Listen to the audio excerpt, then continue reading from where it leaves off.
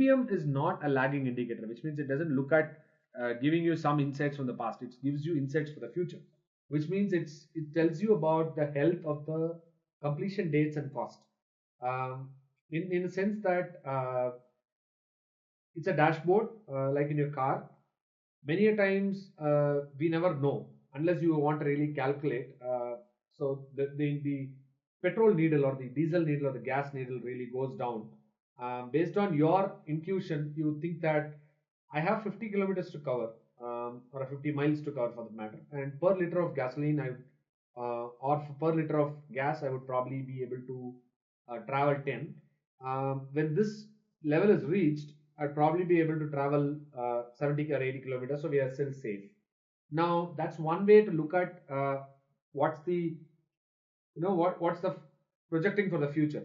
But let's look at from a project perspective, right? We are supposed to be at a milestone on, say, 31st of March. And on 31st of March, we have spent that money. We have spent whatever we are supposed to spend by 31st of March. They had in 15th of March itself. 31st of March was an additional cost that we had to incur. The work also did not get done. That's also a second hit that we're going to have, which typically means to say we are having both cost overruns as well as schedule overruns. Now, the only way to kind of try to pull things in is you can add more resources, increase the cost, and still keep the schedule on track. Or you try to negotiate with people, trying to find out how we can cut scope, or trying to look at it with the same kind of cost that we're trying to look at. Either way, there's going to be a hit that's going to be taken.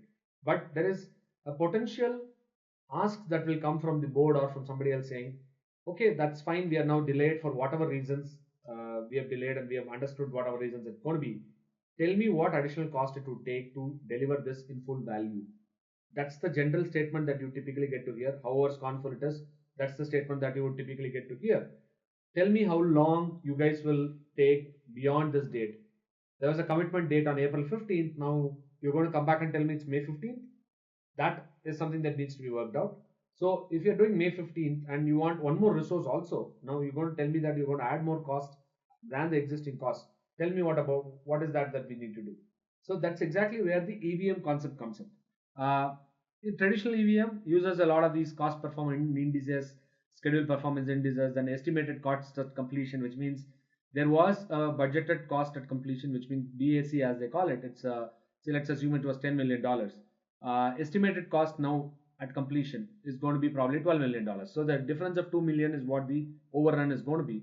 So that's the traditional EVM, how it covers. And then that's more of a PMP question and not an ACP question, but that's the traditional EVM. I strongly advocate people to have a go at the PMBOK or even from the internet on the traditional EVM part of it.